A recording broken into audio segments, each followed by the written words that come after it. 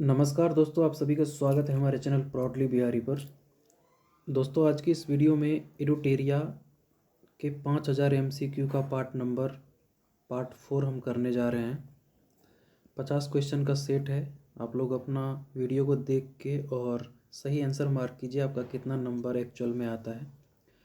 ये जो बुक है एडुटेरिया 500 MCQ, ये बहुत ही अच्छा कलेक्शन है क्वेश्चन का इसमें दिया गया है, जो कि परवीन सर के द्वारा ये लिखा गया बुक है। और आगे जो भी परीक्षाएं आने वाले हैं, चाहे बिहार दरोगा का हो, BPSC का हो, बिहार SSC का हो, UP PCS का हो, या बिहार पुलिस, बिहार वनरक्षी, किसी भी परीक्षा के लिए बहुत ही महत्वपूर्ण क्वेश्चन इसमें समाहित किया गया है। तो आज का सेशन शुरू करते हैं और हमारा ये पार्ट नंबर 4 है। 50 क्वेश्चन का सेट है, जल्दी जल्दी हम लोग कर लेंगे। बिहार SSC की एग्ज़ाम नज़दीक आने वाली है, तब तक में हम सारे 100 सेट को हम डिस्कस कर लेंगे यहाँ पे जल्दी जल्दी। जुड़ जाइए हमारे साथ और एक दिन में हम 3-4 सेट डाल दिया करेंगे, ताकि हमारा जो ये बुक है वो जल्दी से ख़त्म हो जाए। पहला क्वेश्चन है कि भारत में पर्यावरण संरक्षण अधिनियम कब पारित किया गया था। सभी को पता है कि ये 1986 में पारित किया गया था। वन जीव संरक्षण जो है 1972 में किया गया था। ठीक है। और उसके बाद नेक्स्ट क्वेश्चन है कि निम्नलिखित में कौन एक कृत्रिम पारितंत्र है। तो कृत्रिम पारितंत्र इसमें क्या है? वन, समुद्र, झील या बगीचा। तो इसका राइट आंसर जो है जाएगा ये बगीचा। बगीचा क्या है? एक कृत्रिम पारितंत्र है। नेक्स्ट क्वेश्चन है कि निम्नलिखित में कौन सर्वाधिक ग्रीन हाउस इफेक्ट करती है। ऑप्शन है जलवाष्प, CO2, मीथेन और ओजोन। तो सर्वाधिक ग्रीन हाउस इफेक्ट कौन करता है? सर्वाधिक ग्रीन हाउस इफेक्ट करता है जलवाष्प। ठीक है, याद रखिएगा, बहुत इंपॉर्टेंट क्वेश्चन है। भारत के मुख्य भूमि का दक्षिणतम बिंदु कौन सा है? ठीक है, मुख्य भूमि का दक्षिणतम बिंदु यहाँ पे पूछ रहा है। मुख्य भूमि का दक्षिणतम बिंदु पूछ रहा है, तो इसका राइट आंसर कन्याकुमारी हो जाएगा। ठीक है। नेक्स्ट क्वेश्चन है भारत में किस प्रकार का वन सर्वाधिक भाग में पाया जाता है। किस प्रकार का वन सर्वाधिक भाग में पाया जाता है? तो इसका राइट आंसर क्या हो जाएगा? उष्णकटिबंधीय पर्णपाती वन। ओके। नेक्स्ट क्वेश्चन, निम्नलिखित कथनों में कौन सही है? हिमालय के पश्चिमी भाग की अपेक्षा पूर्वी भाग में अधिक विविधता पाई जाती है। हिमालय के पश्चिमी भाग की अपेक्षा पूर्वी भाग की चौड़ाई अधिक है। देखिए, पूर्वी भाग की चौड़ाई अधिक नहीं है, ये गलत है, क्योंकि ये चौड़ाई जो है यहाँ पे पश्चिमी भाग से ज़्यादा है, और ये धीरे धीरे जाके यहाँ पे चौड़ाई बहुत ही कम हो गया है। उसके बाद म्यांमार में जाके ये नीचे की ओर मूव कर गया है। और पूर्वी भाग में जो है अधिक विविधता पाई जाती है, बिल्कुल सही है। जैसे आप लोग को पता होगा कि यहाँ पे जैव विविधता के कई स्पॉट हैं, जैसे पूर्वी हिमालय और पश्चिमी सह्याद्री, मतलब पश्चिमी घाट और पूर्वी हिमालय, उसके साथ साथ अंडमान और निकोबार। ये सब क्या है, मतलब ये जो है आपका हॉट स्पॉट इसको माना जाता है, यहाँ बायोडाइवर्सिटी ज़्यादा पाया जाता है। इसका राइट आंसर क्या हो जाएगा? राइट आंसर हो जाएगा इसका केवल एक सही है यहाँ पे।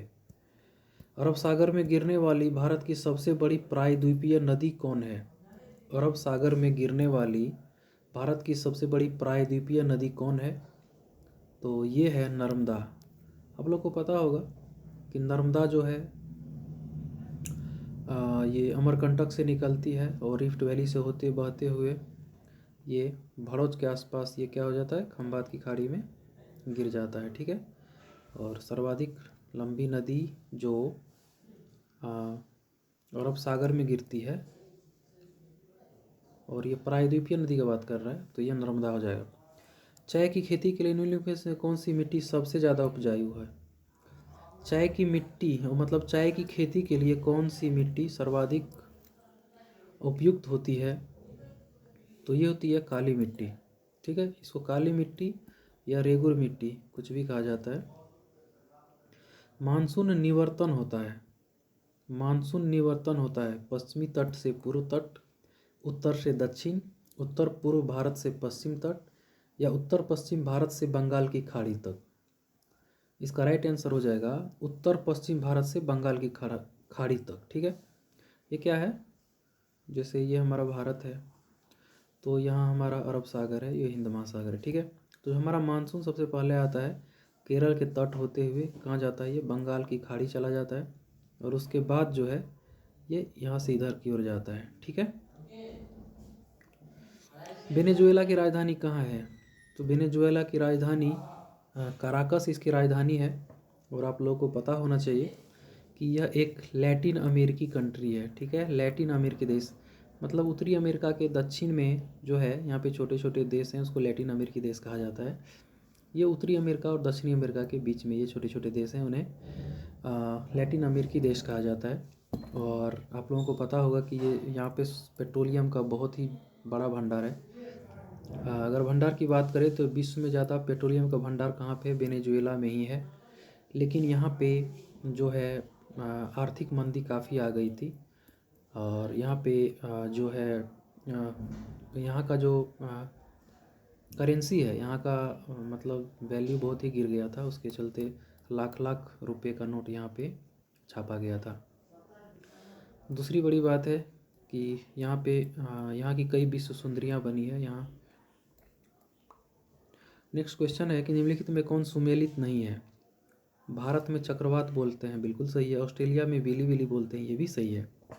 चीन में टाइफून बोलते हैं, भी सही है। लेकिन अमेरिका में बोगियो नहीं, अमेरिका में टॉर्नेडो बोलते हैं इसको। ठीक है, बोगियो नहीं, इसको टॉर्नेडो बोलते हैं।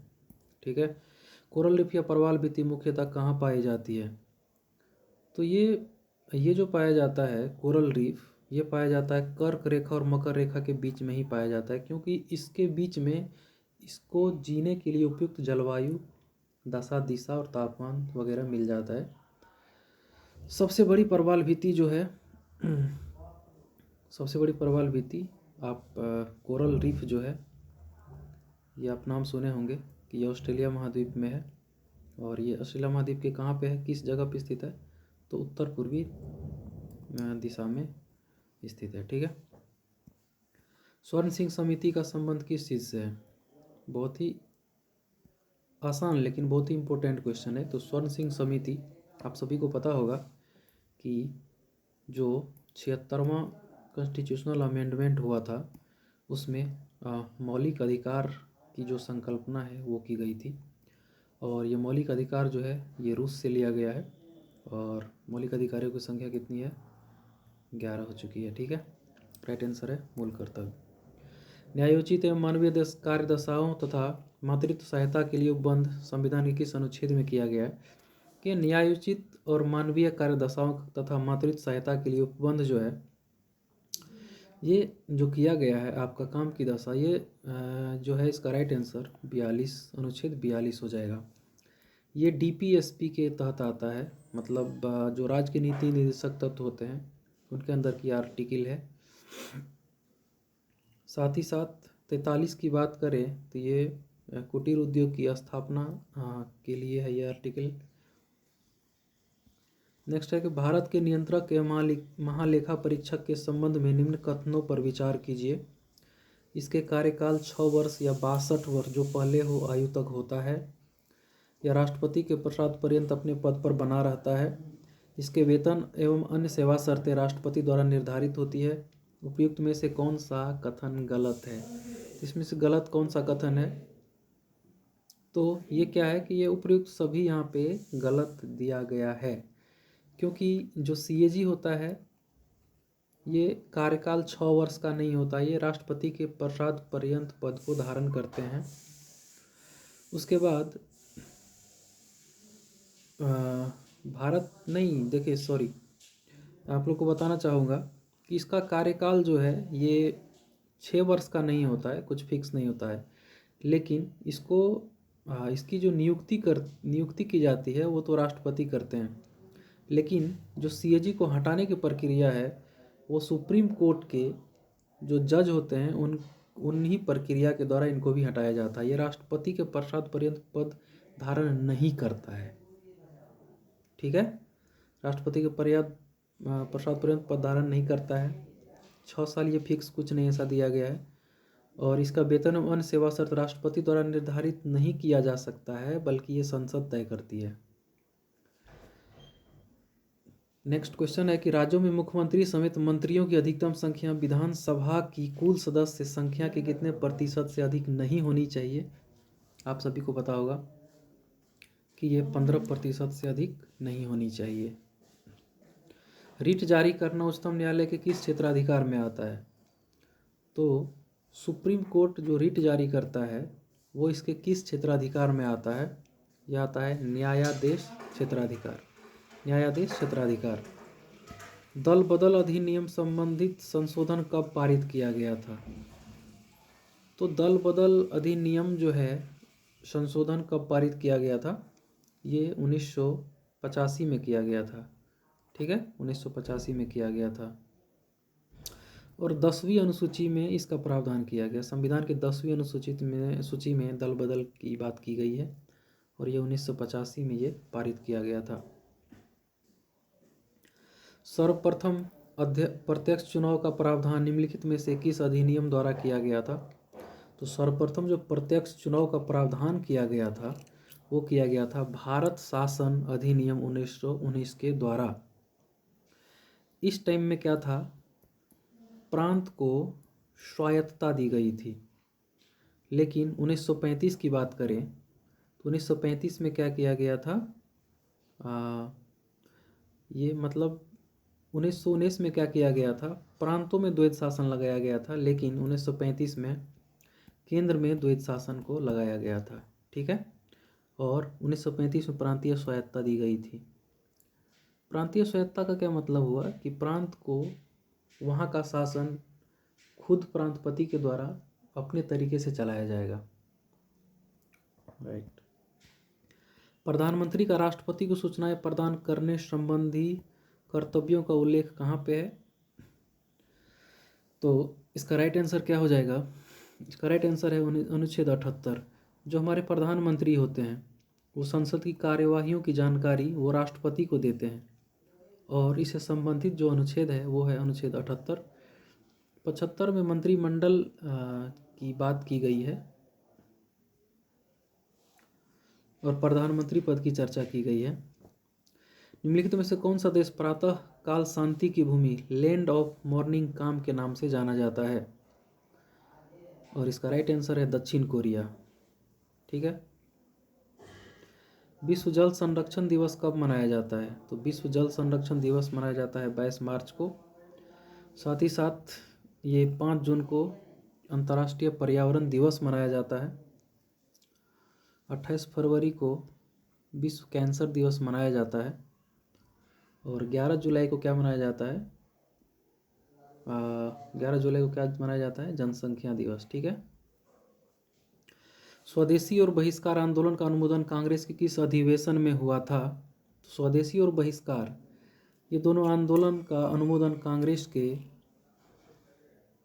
बनारस अधिवेशन 1905 हुआ था। उसी के बाद इसी टाइम में 1906 में क्या हुआ था, मुस्लिम लीग की स्थापना भी हुई थी और स्वदेशी आंदोलन भी इसी टाइम में स्टार्ट हुआ था। इसी टाइम में क्या हुआ था, बंगाल का विभाजन हुआ था और बंगाल के विभाजन के टाइम में ही स्वदेशी आंदोलन स्टार्ट किया गया था। कांग्रेस की कार्य समिति में भारत विभाजन का प्रस्ताव कब पारित किया गया। कौन सी कार्य समिति में भारत का विभाजन का प्रस्ताव कब पारित किया गया। इसका राइट आंसर है 14 जून 1947 को। 14 जून 1947 को कांग्रेस की कार्य समिति में भारत विभाजन का प्रस्ताव पारित किया गया था। संविधान सभा की प्रथम बैठक का आयोजन किस गवर्नर जनरल के द्वारा किया गया था। तो इस गवर्नर जनरल का नाम था लॉर्ड वेवेल। मंगल पांडे ने प्रथम भारतीय संग्राम की शुरुआत की। इसके उपरांत ब्रिटिश सरकार द्वारा उन्हें कब फांसी दी गई थी। तो इन्हें जो फांसी दी गई थी वो दी गई थी 8 अप्रैल 1857 को। बहावी आंदोलन, ये जो आपके मंगल पांडे थे ये 34वीं नेटिव इन्फेंट्री से बिलोंग करते थे। बहावी आंदोलन का प्रमुख क्षेत्र नहीं रहा है। तो बहावी आंदोलन का जो प्रमुख क्षेत्र रहा है उसकी हम बात करते हैं तो बंगाल है, संयुक्त प्रांत दोनों है, ठीक है। जबकि असम जो है भावी आंदोलन का प्रमुख क्षेत्र नहीं था। पुस्तक area of darkness, area of darkness ये किसकी पुस्तक है? तो एरिया ऑफ डार्कनेस जो पुस्तक है वो है वी एस नायपॉल की। सूरत की संधि कब हुई थी? सूरत की संधि हुई थी और पूना की संधि और पुरंदर की संधि और देवगांव की संधि। तो इसको मैच करना है, इसको मैच कीजिए। सूरत की संधि जो हुई थी वो 1775 में हुई थी, ठीक है। पूना की संधि जो हुई थी वो हुई थी 1817 में। उसके बाद जो पुरंदर की संधि हुई थी ये हुई थी 1665 में, और ये देवगांव की संधि हुई थी 1803 ईस्वी में। राइट आंसर सी हो जाएगा। निम्नलिखित में से किस ग्रंथ से गुप्त काल के बारे में जानकारी मिलती है? किस ग्रंथ से गुप्त काल के बारे में जानकारी मिलती है? इस ग्रंथ का नाम है मृच्छकटिकम, जिसका अर्थ होता है मिट्टी की खिलौना गाड़ी, और इसके जो रचना किए थे उसका नाम था शूद्रक। मृच्छकटिकम की रचना किसने किया था? शूद्रक, ठीक है। और ये गुप्त काल के कवि थे। जबकि मुद्रा राक्षस ये विशाख दत्त ने किया था, विशाख दत्त इसकी रचना किए थे। और ये मुद्रा राक्षस ये मौर्य काल में लिखा गया था, और इसमें मौर्य के समय की जानकारी दी जाती है। साथ ही साथ जो राजतरंगिनी है, ये राजतरंगिनी में कश्मीर के इतिहास के बारे में लिखा गया है, और इसका जो लेखक है उसका नाम है कलहन। कलिंग शासक खारवेल किस धर्म का अनुयायी था? तो कलिंग शासक जो खारवेल था वो था जैन का अनुयायी। कलिंग शासक खारवेल जैन का अनुयायी था। और एक टाइम में ये खारवेल पाटलिपुत्र पे वो करके आक्रमण करके यहाँ से जो महावीर की मूर्ति थी उसको भी वो लेके चला गया था, ठीक है। भीतरी स्तंभ अभिलेख की शासक से संबंधित है। तो भीतरी स्तंभ लेख जो है ये स्कंदगुप्त से संबंधित है, ठीक है। दक्षिण भारत में स्थित कैलाशनाथ मंदिर किसके द्वारा निर्मित है? तो कैलाशनाथ का जो मंदिर बनाया गया है वो है पल्लव शासक के द्वारा बनाया गया है। सिकंदर की मृत्यु के बाद भारत ने अपनी गर्दन से दास्ता का जुआ उतार फेंका और गवर्नरों की हत्या कर दी। इस मुक्ति युद्ध का नायक सेंड्रोकोटस था। चंद्रगुप्त के विषय में यह किसने लिखा है? चंद्रगुप्त के विषय में यह लिखा है इतिहासकार एरियन ने। ध्वनि का प्रभाव मानव के मस्तिष्क में संवेदन कितने समय तक रहता है? ये ध्वनि की बात कर रहा है। ध्वनि का जो प्रभाव होता है मस्तिष्क में, इसका जो संवेदन होता है वो कितने समय तक रहता है? तो ये रहता है 1/10 सेकेंड तक। नेत्र में प्रवेश करने वाले प्रकाश की मात्रा का नियंत्रण निम्न में से किस अंग के द्वारा किया जाता है? तो ये किया जाता है, किसके द्वारा किया जाता है? ये किया जाता है आइरिस के द्वारा। आइरिस को हिंदी में क्या बोलते हैं? परितारिका, ठीक है। परितारिका जो होता है, आइरिस जो होता है, आँख में ये बीच में एक डॉट होता है, ठीक है। अंधेरा में ये फैल जाता है, और जब हम प्रकाश में आते हैं, जितना प्रकाश में आते हैं ये सिकुड़ता जाता है। मतलब आँख में जो प्रकाश की मात्रा है उसको नियंत्रित करता है। इसे क्या बोलते हैं? आइरिस या परितारिका। रक्त की अशुद्धियाँ किस अंग में जाकर छनती है? देखिए, रक्त की अशुद्धियाँ जो छनती है वो जाता है कहाँ पे? किडनी में, ठीक है। लेकिन अगर रक्त शुद्ध करने की बात कहा जाए तो शुद्ध रक्त का मतलब होता है ऑक्सीजनेटेड ब्लड, मतलब ऑक्सीजन युक्त जो ब्लड होता है उसको शुद्ध ब्लड बोलते हैं। और वो शुद्ध कहाँ पे होता है? फेफड़ा में होता है। जबकि फिल्ट्रेशन कहाँ पे होता है? वृक्क में होता है। रक्त का कितना प्रतिशत भाग प्लाज्मा होता है? तो रक्त का जो होता है, रक्त का कितना परसेंट भाग प्लाज्मा का होता है? ये होता है 55 से 60%। रक्त का 55 से 60% भाग प्लाज्मा का होता है, और प्लाज्मा में 90% तक क्या होता है? जल होता है। एक पौधे पर पुष्पन होने के लिए उत्तरदायी हार्मोन है। तो पुष्पन होने के लिए, मतलब कह रहा है कि किसी पौधे में जो फूल लगते हैं उसके लिए उत्तरदायी हार्मोन कौन सा है। तो सभी को पता होगा ये बात कि ये फ्लोरीजेंस होता है। जिबरेलिन जो होता है जर्मिनेशन के लिए जिम्मेवार होता है, अंकुरन के लिए, ठीक है। ऑक्सिन को वृद्धि हार्मोन बोलते हैं, ठीक है। इंद्रधनुष किसके कारण होता है? परावर्तन और अपवर्तन के कारण क्या होता है? इंद्रधनुष बनता है। एक ही पदार्थ के अणुओं के बीच कार्यकारी आकर्षण बल को, जब एक ही पदार्थ सेम पदार्थ के बीच लगेगा तो उसे सहसंजक बोलेंगे, और जब दो पदार्थों के बीच जो अंतराण्विक बल जो लगता है उसे हम सहसंजक बोलते हैं, ठीक है, आसंजक बोलते हैं। नाभिकीय बल जो होता है आपको पता है कि नाभिकीय ऊर्जा के द्वारा उत्पन्न होता है, और गुरुत्व बल हमारे पृथ्वी के द्वारा अन्य वस्तुओं पर उत्पन्न होता है। किसी अभिक्रिया में भाग लेने वाले पदार्थ को क्या कहा जाता है? तो किसी अभिक्रिया में अभिक्रिया में भाग लेने वाले पदार्थ को क्या कहा जाता है? ये कहा जाता है अभिकारक, ठीक है। क्षारक को जल में घोलने पर क्या मुक्त होगा? क्षारक को जल में घोलने पर क्या होगा? OH- आयन मुक्त होगा। जबकि सॉल्ट को हम घोलेंगे तो H+ आयन मुक्त होगा। नींबू के रस का pH मान कितना होता है? तो ये बहुत ही कम होता है और इसका मान होता है 2.2। बादल और वायुमंडल का तैरना किस कारण से होता है? बादल और वायुमंडल का तैरना किस कारण से होता है? ये विस्कोसिटी के कारण होता है। बादल और वायुमंडल का तैरना जो होता है वो श्यानता के कारण होता है। छाया में पनपने वाले पौधों को क्या कहते हैं? तो छाया में पनपने वाले पौधों को कहते हैं सियोफाइटस। सियोफाइटस। मैनरहीन अंतर्राष्ट्रीय सीमा रेखा किन दो देशों के बीच है? मैनरहीन अंतर्राष्ट्रीय सीमा रेखा किन दो देशों के बीच है? तो मैनरहीन कहाँ है? रूस और फिनलैंड के बीच। फिनलैंड और रूस के बीच में मैनरहीन अंतर्राष्ट्रीय रेखा पाई जाती है।